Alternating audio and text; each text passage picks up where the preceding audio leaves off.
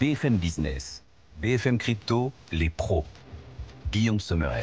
C'est votre part hebdomadaire d'avenir pour faire de vous, oui, les témoins de ce monde qui est en train de se bâtir devant nous, des contemporains du futur. Bienvenue à tous, vos pros des cryptos chaque vendredi et nos NFT, rien qu'à nous, nos talents non fongibles. Ils répondent à l'appel de BFM Business une nouvelle fois. Thibaut Boutroux et Claire Balva. Claire Balva, VP stratégie de Block, qui vient tout juste d'ailleurs de Block d'être agréé, ça on en parlera. Et puis Thibaut Boutroux qui nous accompagne aussi pour Meria, bien sûr, chaque semaine. Un autre Psan qui est à nos côtés chaque vendredi. Thibaut, welcome également. Dans un instant, je vous annoncerai les headlines, les titres qui ont fait l'actualité cette semaine, les principales actualités. Et il y en a eu encore pas mal. À l'instant où l'on se parle, le Bitcoin est toujours un peu sous les 100 000, 97 000 $. Nous sommes vendredi après-midi, 15h06 en direct. Vous nous suivez peut-être en replay ou sur notre chaîne YouTube en différé, notre chaîne YouTube BFM Crypto. Vincent Gann est avec nous. Bonjour Vincent.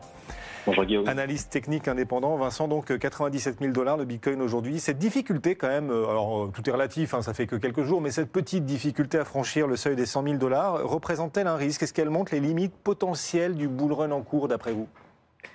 Oui, alors déjà, vous avez bien fait, Guillaume, de rappeler que nous sommes en bull run, cette phase qui a démarré début novembre, avec le dépassement de l'ancien record historique. Alors, pour répondre à votre question, plusieurs observations. Premier point, oui, même en bull run, il y a des corrections, plus précisément des retracements. Alors, parfois, ils sont amples, mais ils construisent la tendance haussière. Là, le marché a corrigé de 9 à 10%. Il a fait son aller-retour 100 000, 90 000, il remonte en direction des 100 000. Bref, au prix actuel, Bitcoin gagne 35% en novembre.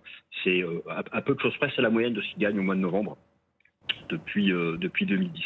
Maintenant, deuxième point pour vous répondre, l'enseignement des cycles passés, 2012, 2016, 2020, toutes les corrections court terme en bull run, même de 20-30%, sont des opportunités d'achat. Donc clairement, moi, je ne m'inquiète pas, ce que fait Bitcoin depuis quelques séances. Et un troisième point qui me semble important, depuis une semaine, ce qu'on observe, c'est un recul de la dominance du Bitcoin. Ça, c'est très sain parce que ça montre qu'il y a un début de passage de témoin à l'environnement des altcoins qui surperforme. Donc, la correction de Bitcoin depuis lundi, elle est archi saine et finalement, elle est peu profonde.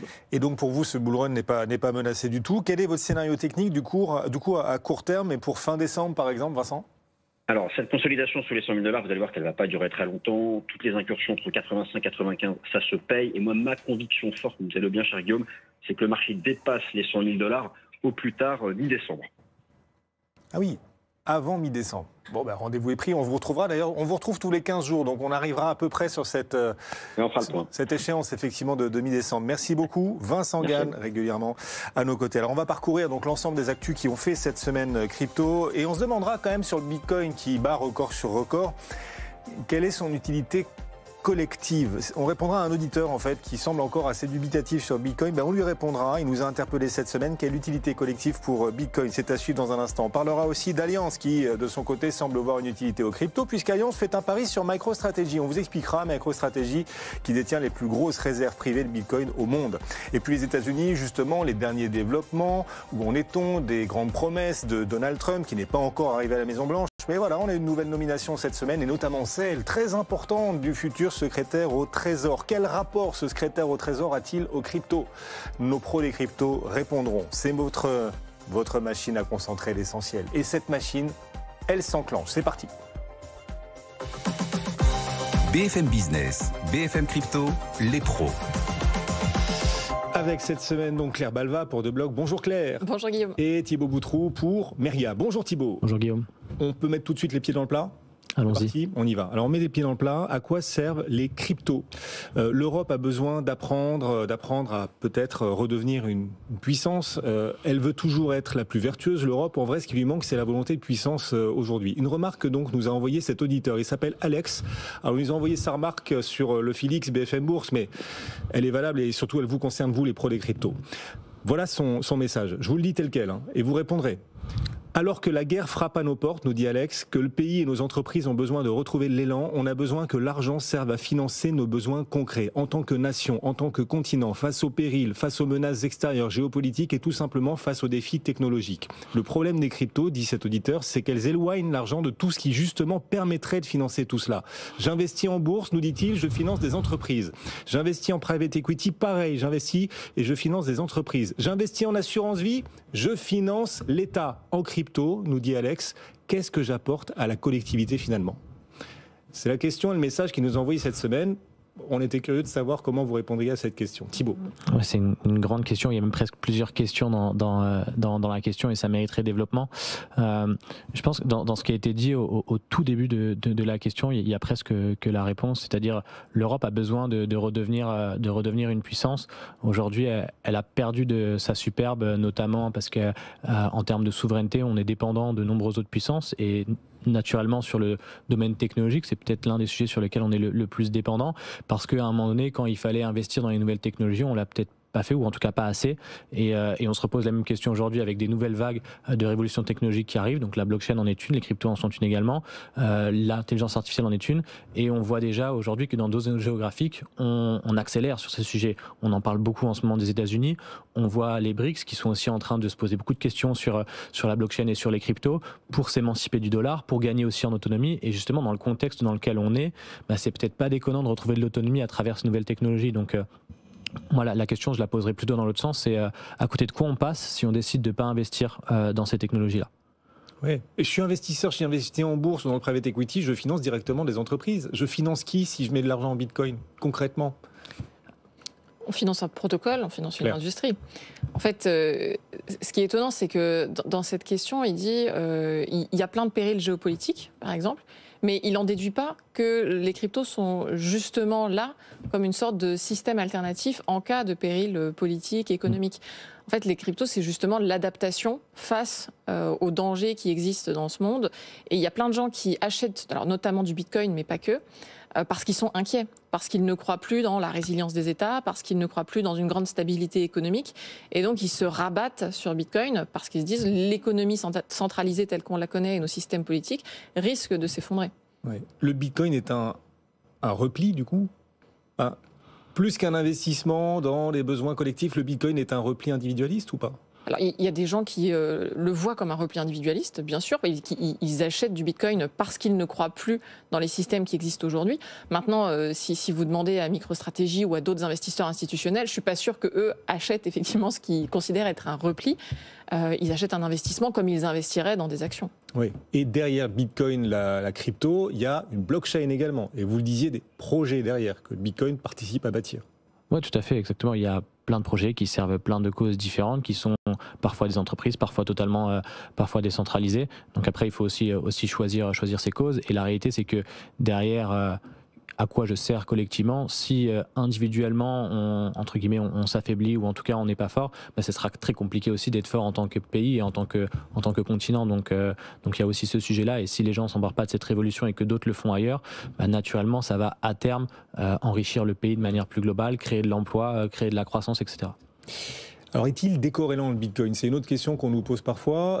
Cette semaine, on a vu les cours de Bitcoin un petit peu corrigés. On n'a pas encore franchi à cette heure-ci les 100 000, mais enfin, on y est presque. Avec peut-être une Fed amenée à moins baisser ses taux. Est-ce qu'il est complètement 100% décorrélé le Bitcoin par rapport au monde classique et au système traditionnel, même par rapport aux banques centrales, Claire ? Non, Bitcoin n'est clairement plus dans un bunker comme il pouvait l'être dans les premières années de son existence. Et c'est notamment du fait de l'arrivée des investisseurs institutionnels qui ont un comportement vis-à-vis de Bitcoin qui est le même que leur comportement vis-à-vis de tous les autres actifs risqués.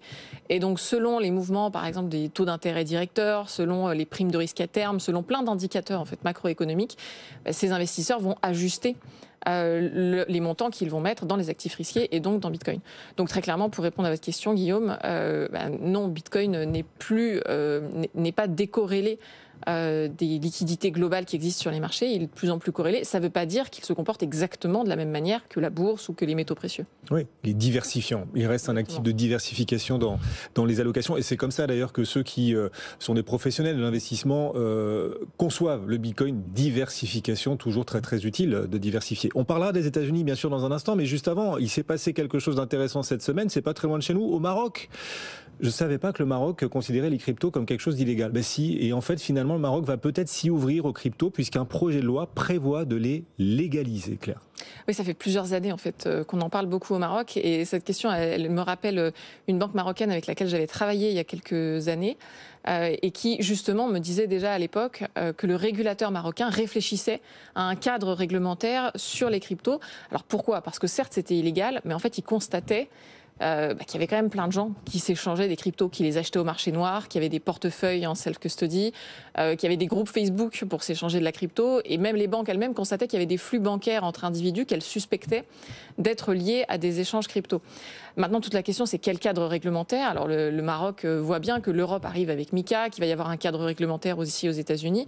Donc, ils vont sans doute s'inspirer de ces cadres réglementaires-là. Et ce qu'on anticipe, c'est que les grandes banques marocaines vont servir aussi de nouveaux intermédiaires pour potentiellement acheter de la crypto au Maroc. Alors on continue ici dans les pros des cryptos d'anticiper l'avenir et attendez juste une seconde, notre réalisateur Chris en régie veut également réagir. Chris. Oui, bon, il serait intéressant de parler des États-Unis cette semaine. Oui. Donald Trump a surpris en nommant un secrétaire au Trésor très très modéré. Est-ce une mauvaise nouvelle pour Bitcoin? Que peuvent-vous dire les pros de lui et de sa position sur les cryptos? Effectivement, secrétaire au Trésor qui a été nommé cette semaine est un modéré, très très modéré, comme vient de le dire Chris. Il a quel rapport aux cryptos? Est-ce que cette nomination ne va pas contre l'idée qu'on aurait une administration ultra pro-crypto? Déjà, on peut saluer la prononciation de Chris sur Bitcoin qui progresse au fil des émissions. On était sur Bitcoin il y a 3 semaines et là, Chris est toujours avec nous. Hein. Chris, comment tu prononces? Vas-y, refais-le nous. Bitcoin. Pas mal. On avance. Pour revenir donc sur le sujet, Scott Bessent qui est effectivement plus modéré, mais globalement les marchés financiers ont plutôt bien réagi. Il est plutôt respecté, reconnu sur son domaine, donc c'est pas un choix qui est non plus surprenant et ça amène aussi un petit peu justement un petit peu d'équilibre dans tout ça. Sur le sujet crypto, on n'a pas réellement sa position. Alors il s'est déjà exprimé sur le sujet, mais c'est à coup de déclarations assez courtes. Donc on sait qu'il s'est dit plusieurs fois enthousiasme à une adoption, qu'il estime que voilà, derrière Bitcoin il y a des valeurs qui ressemblent à celles du Parti républicain, donc a priori il est plutôt favorable. Ouais. Il y a un angle aussi qui est intéressant qu'il aborde, c'est que il a dit que les cryptos intéressaient les jeunes et permettaient aux jeunes de rentrer sur les marchés financiers et que ça c'était une bonne chose. Donc lui il l'aborde vraiment sous une autre manière qui voit beaucoup plus long terme. Donc ça je trouve que c'est un angle intéressant. Après voilà, à voir comment il se positionne sur du beaucoup plus long terme, mais ça va être aussi bien d'avoir quelqu'un qui met un peu plus de nuances et qui n'est pas forcément un pro crypto avancé, même si on connaît pas exactement non plus sa position, autant il est très convaincu. Oui, plutôt pas mal de voir cette nomination d'un secrétaire au Trésor très modéré sur le plan macroéconomique, pas du tout opposé aux cryptos. Vous nous disiez, il est plutôt enthousiaste à leur adoption, mais c'est pas non plus un super pro-crypto comme Elon Musk et c'est plutôt pas si mal en quelque sorte. C'est comme ça que vous le voyez aussi, Claire? Oui, complètement. Alors il y a beaucoup de fantasmes sur les nominations qui seraient faites par Donald Trump parce que tout le monde s'attend à avoir des aficionados de la crypto à des postes clés. Je pense que ça va être un peu plus nuancé que ça dans la réalité. Bon, et Chris, t'interviens quand tu veux, bien sûr, chaque semaine, c'est ta libre antenne, ici dans les pros des cryptos. Alors je me dis quand même qu'il y a un alignement des planètes exceptionnel pour les cryptos. Donald Trump, ses choix, ses promesses, son entourage, Elon Musk. Ce genre d'alignement des planètes ne se représentera peut-être pas chaque année. Enfin, c'est quand même très exceptionnel ce qu'on est en train de vivre. Le Bitcoin en a profité et progresse bien. Pour autant, Bitcoin n'est toujours pas, presque, mais toujours pas à 100 000 $. C'est l'objet de notre question crypto qui claque cette semaine. Chaque semaine, effectivement, on pose cette question un peu gênante à nos experts. Claire et Thibaut, êtes-vous prêts? On est prêts. Voici la question crypto qui claque cette semaine. Le Bitcoin a quasiment 100 000 $. Sa difficulté à franchir les 100 000 montre-t-elle les limites potentielles du bull run? Alors qu'on a un super alignement des planètes quand même. Il ne parvient pas pour l'instant, ce vendredi après-midi à franchir les 100 000 $. Est-ce un signe d'une limite du bull run? Oui ou non? Je vous laisse un instant de réflexion. Vous tous, vous pouvez participer bien sûr sur notre fil X BFM Crypto et laissez-nous également vos arguments en commentaire. Claire, difficulté à passer les 100 000 $, est-ce que c'est un mauvais signe pour le bull run? Non. Thibaut? Non. Ils sont d'accord tous les deux. Je vous trouve bien sûr de vous l'un et l'autre. 100 000 quand même, on les a effleurés l'autre jour, il y a à peu près une semaine, à quelques centaines de dollars près, et, on a échoué quoi. On a failli les toucher, puis finalement non, ils se sont dérobés. Vous dites c'est pas un mauvais signe, Thibaut? Moi je dis qu'on est plutôt de dire on n'est pas encore à 100 000, on est déjà aussi proche des 100 000 en réalité. Il ne faut pas oublier qu'il y a un mois ou deux, on était autour de 70. Si en début d'année on avait demandé aux acteurs crypto vous signez pour vous rapprocher des 100 000, je pense que tout le monde aurait signé le papier. Donc non, c'est pas du tout inquiétant. Il prendra le temps qu'il prendra pour les passer. Vincent Gann nous a dit que c'était bientôt, donc il faut pas être inquiet. Oui, et il nous disait tout à l'heure, Vincent, c'était au tout début des pros des cryptos, c'était même plutôt un bon signe de voir le Bitcoin latéraliser avant peut-être de repartir de plus belle par la suite. C'est sa vision, en tout cas technique, qui ne constitue pas une prévision. Attention, on n'engage personne à... Voilà, mais c'est un regard toujours intéressant. Pour vous, le fait qu'on n'arrive pas pour l'instant à franchir les 100 000 $, c'est presque un bon signe, Claire, ou pas ? C'est plutôt un bon signe parce que si on franchit ce genre de cap trop vite, derrière ce qui se passe, c'est qu'il y a aussi toujours des corrections. Faut se rappeler quand même qu'il y a 2-3 semaines, quand on avait passé les 90 000 $, tout le monde était complètement euphorique. C'était il n'y a pas si longtemps que ça, et là on est à 97 000 $ et on sent que tout le monde s'impatiente en se disant quand même c'est pas normal qu'on soit pas déjà à 100 000. Bon, faut aussi apprendre à être patient, à modérer ses attentes et voilà, se rappeler que tout ne fait pas que monter tout le temps et que c'est normal. Il y a une loi qui s'appelle, c'est Guillaume Dard qui aime bien en parler régulièrement sur cette antenne, la loi de Gartner, à savoir quand il y a une disruption technologique, on voudrait que tout de suite avoir tous les résultats de la disruption. Mais non, ça se fait petit à petit, il faut du temps. Il y a peut-être des doutes aussi sur la faisabilité d'un certain nombre de promesses de Donald Trump ou pas. Par exemple, cette fameuse réserve stratégique américaine. Alors, on se demande encore à quoi ça va ressembler, quel sera son montant, son ampleur. Là-dessus, Claire, le Brésil fera peut-être office de laboratoire de ce que préparent les États-Unis. Une proposition de loi propose de doter le Brésil d'une réserve nationale de Bitcoin. Alors pour l'instant, c'est une proposition de loi, donc on est encore assez loin d'une véritable loi et d'une réserve stratégique, mais ça montre que les États-Unis influencent aussi les autres pays et que le fait que Donald Trump ait fait cette promesse-là va sans doute inciter un certain nombre de parlementaires dans d'autres pays à faire ce type de proposition de loi. Le Brésil, c'est un écosystème extrêmement dynamique dans la crypto. On a vu un rapport de Chainalysis qui le plaçait désormais même avant l'Argentine en termes de dynamisme de son écosystème. C'est un pays qui réfléchit aussi à sa dédollarisation, c'est-à-dire à trouver des systèmes de paiement alternatifs avec d'autres pays pour éviter d'utiliser trop le dollar américain. Et donc le Bitcoin peut paraître une alternative intéressante, en tout cas une diversification de ces réserves nationales pour éviter de trop dépendre d'autres actifs. Alors on va voir si le Brésil en prend le chemin. La Corée du Sud, elle a choisi de ne pas emprunter ce chemin d'une réserve stratégique en Bitcoin, à l'inverse, Thibault. Oui, c'est un petit peu la question $1 million en ce moment. J'ai l'impression qu'on est en train de faire le tour de tous les gouvernements pour savoir s'ils vont mettre du Bitcoin dans leur réserve ou pas. Naturellement, si on pose la question aujourd'hui, la plupart vous répondront que non, parce que c'est pas non plus une décision qui se prend en une après-midi dans une salle de réunion, sachant que c'est une décision sur laquelle il y a le fond et la forme. Le fond, c'est un impact qui va être plutôt mesuré sur le long terme, et la forme, c'est l'impact direct, c'est-à-dire qu'aujourd'hui, quand un État prend cette décision, il s'expose aussi politiquement. C'est quand même une décision qui est lourde de sens, qui a des conséquences aussi idéologiques. Il va être tout de suite très regardé. Donc c'est le fait que ce soit les États-Unis aussi et que ça parte un petit peu par le haut, forcément, ça incite aussi d'autres États à regarder, à considérer le sujet plutôt que d'avoir une réponse qui est ferme. Donc on peut s'attendre, à mon avis, à avoir des propositions dans beaucoup d'autres gouvernements. Après, c'est pas demain que ça va se mettre en place. Oui. On va voir comment tout ça nourrit effectivement aussi les cours des cryptos. Alors, on va regarder vos réponses. Est-ce que le fait que Bitcoin peine à franchir les 100 000 $ est un signe plutôt négatif ou pas sur la puissance du bull run, la puissance à venir encore pour la suite de ce bull run? Vous êtes une immense majorité, plus de 80% pensaient que non, le fait que le Bitcoin pour l'instant peine à franchir les 100 000, vous êtes une immense majorité à estimer que c'est pas du tout un souci et que ça ne remet pas en cause le potentiel à venir encore pour la suite la suite éventuelle du bull run, et vous n'êtes que 19% en revanche à vous inquiéter du fait que Bitcoin peine à franchir les 100 000 $. Ça dépendra aussi de la régulation, parce que là on parle de cette réserve stratégique en Bitcoin aux États-Unis, puis il y a cette question de la régulation aussi à venir, et de savoir qui sera le shérif des cryptos aux États-Unis. La SEC, qui était jusqu'ici le gendarme aussi des cryptos, pourrait ne plus l'être. On entend dire, Claire, que la SEC pourrait être écartée au profit d'une autre agence. Oui, c'est tout le débat qui a lieu aux États-Unis depuis des années, c'est de savoir quelle agence doit réguler les cryptos. La SEC, c'est le gendarme boursier, donc s'ils régulent les cryptos, ils vont globalement plutôt essayer d'en faire des titres financiers. Et la CFTC aurait plutôt tendance à réguler les cryptos comme des marchandises. Alors la CFTC, c'est une plus petite agence qui est grosso modo 2 ou 3 fois plus petite que la SEC. Et surtout, la réglementation des marchandises, elle est beaucoup plus souple, beaucoup moins contraignante que celle des titres financiers. Donc dire que la CFTC va être le shérif des cryptos, c'est globalement envoyer un signal favorable au secteur en disant il va y avoir une réglementation, mais elle va être beaucoup moins lourde que celle sur les titres financiers. Les pros des cryptos, l'actualité crypto, le tour du monde des cryptos chaque semaine en 25 minutes. Ouais. Tour de la planète crypto. plus vite qu'un avion supersonique. C'est les pros des cryptos chaque vendredi. Et les cryptos qui cherchent à gagner en respectabilité, surtout à devenir incontournables. Chaque semaine nous apporte un signe supplémentaire d'institutionnalisation de cet écosystème. Elle n'est pas encore aboutie, cette institutionnalisation, mais le chemin est désormais bien tracé. Cette semaine, on en a d'ailleurs parlé tout au long de nos émissions sur BFM Business, Allianz, cette semaine, Allianz, grand assureur européen, a fait un pari significatif sur MicroStrategy, un assureur qui mise sur une boîte addict au Bitcoin, pour schématiser un peu les choses, je vous l'accorde, Claire. C'est un signe fort si Allianz effectivement choisit de participer à une levée de fonds, en tout cas, c'est quoi, c'est des obligations, c'est ça qu'Allianz...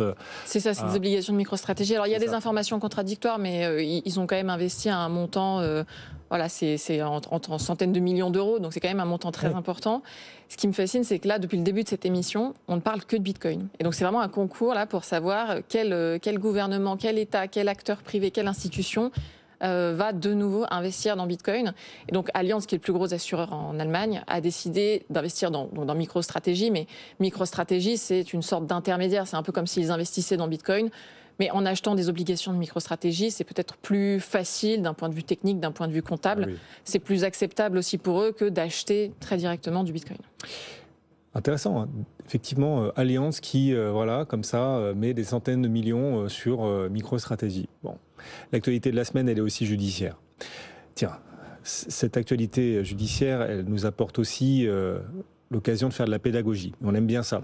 On découvre chaque semaine un pan supplémentaire de cet écosystème. Et certains d'entre vous connaissent peut-être, d'autres pas encore, et vont découvrir les mineurs de crypto. Tornado Cash en est l'un des plus connu, c'est l'un des totems parmi les mixeurs de crypto, et il vient de remporter Tornado Cash cette semaine une grande victoire. La justice américaine donne en effet, Thibault, raison à un collectif d'utilisateurs de Tornado Cash. On va expliquer, mais ça sert à quoi un mixeur de crypto? De quoi on parle précisément à travers Tornado Cash? Ouais, alors pour faire simple, un mixeur de crypto-monnaies, c'est un protocole qui va permettre de mélanger en fait les transactions dans le but de les rendre plus difficilement traçable, voire on pourrait considérer intraçable. Et donc le problème qu'il peut y avoir derrière ce genre d'outil, c'est que naturellement ça peut attirer des actions illicites, enfin en tout cas des transactions illicites, pas que, mais ça peut en attirer, et c'est notamment pour ça que Tornado avait été condamné. Donc on a les fondateurs qui ont été inculpés, donc ça c'est encore un autre sujet, mais on a eu cette semaine une bonne nouvelle, puisque il y avait le smart contract, donc le code entre guillemets derrière Tornado Cash, qui avait été mis sur liste noire de l'OFAC et qui a fait l'objet d'un gel, ce qui veut dire que tous les acteurs réguliers ne pouvaient plus du tout traiter avec des transactions qui venaient de Tornado Cash. En tout cas, on était vraiment sur quelque chose qui était très très restreint. Et en fait, ce qui a été défendu, c'est que le smart contract de Tornado Cash, il est dit immuable. Ça veut dire que personne ne peut le posséder. Une fois qu'il est déployé sur la blockchain, on ne peut pas le modifier. Et le champ d'autorité de l'OFAC, il s'arrête sur ce qu'on appelle les propriétés au sens juridique du terme. Et donc, en l'état, le smart contract là n'entre pas dans leur champ d'action. Et donc, la sanction de l'OFAC a dû être retirée. Donc, on peut de nouveau, en tout cas, il y a moins de restrictions. Mais naturellement, les acteurs réguliers doivent être extrêmement vigilants parce que sur ces sujets de blanchiment d'argent, ils ont des obligations de résultats et non des obligations de moyens. Et donc, pas certain que ça va limiter. Mais en tout cas, d'un point de vue juridique, c'est une victoire pour les libertés. Ouais, et sur l'annonce, le prix du Tornado a été multiplié par 11. Voilà, sur l'annonce. Ça va très vite. Bon, tout cet écosystème crypto qui est en train d'essayer de gagner ses lettres de noblesse, ça avance. Même l'AMF labellise certains acteurs. Bravo Claire, félicitations. Merci. À vous, à DeBlock, que vous représentez, qui est devenue cette semaine, DeBlock, la deuxième société crypto agréée PSAN, après Forge. Alors vous connaissez le sujet par cœur. L'agrément PSAN, l'AMF, ce label AMF, level 2, deuxième niveau en termes d'exigence. À quoi il va servir? Qu'est-ce qu'il est supposé vous apporter? Pourquoi est-ce que vous couriez après? Maintenant que vous l'avez obtenu, vous pouvez peut-être nous le dire franchement. Alors c'est un gage de sérieux, donc ça apporte plus de garanties à nos utilisateurs. Ça apporte aussi plus de fiabilité, même en termes d'image vis-à-vis de partenaires externes. C'est une grande fierté pour nous parce que Thibault le sait aussi, mais c'est un agrément qui n'est pas facile à obtenir, qui met très longtemps à obtenir, beaucoup de discussions avec l'AMF. Et puis même à titre personnel, moi ça fait longtemps que je suis engagée sur ces sujets et ma grande crainte c'était qu'il n'y ait que des grandes banques, que des acteurs traditionnels qui réussissent à avoir ce genre d'agrément.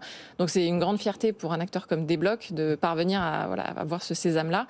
Et puis ça ouvre la porte aussi à, j'espère, d'autres acteurs par la suite. Oui, Peut-être d'ailleurs Thibaut, là c'est 1 Claire, Thibaut 0. Hein, là, je suis désolé de vous le dire, parce que pendant que Claire et De Bloc obtiennent l'agrément PSAN, Meria, qui est déjà enregistré PSAN quand même, ils font partie des Happy Few, qui ont déjà le label AMF, mais le petit niveau supérieur, vous lui courez encore après. C'est très très exigeant l'agrément. Oui, c'est très exigeant, et d'ailleurs sous le même agrément, il y a différentes typologies de services qui vont être regardées, et si on prend D-Block et Meria, on est sur vraiment 2 dossiers qui sont différents, donc qui ne vont pas être regardés de la même manière. Mais oui, c'est beaucoup plus exigeant, et d'ailleurs on disait c'est le niveau 2, c'est presque, on passe du niveau 1 au niveau 50 en termes d'exigence, que ce soit en termes de ressources humaines, de ressources financières, d'outils, etc. Enfin, c'est toute une culture qui doit se mettre en place. Donc voilà, on aura le temps d'en reparler parce que ça arrive bientôt. Donc, on vous souhaite de l'obtenir, effectivement, ouais. Voilà, on vous suit, c'est les pros qui nous accompagnent chaque vendredi. Pro des cryptos à retrouver aussi sur la chaîne YouTube BFM Crypto. Thibaut Boutroux et Meria qui nous accompagnent chaque semaine. Claire Balva et De Bloc également chaque vendredi. Merci à tous les deux. Bon week-end.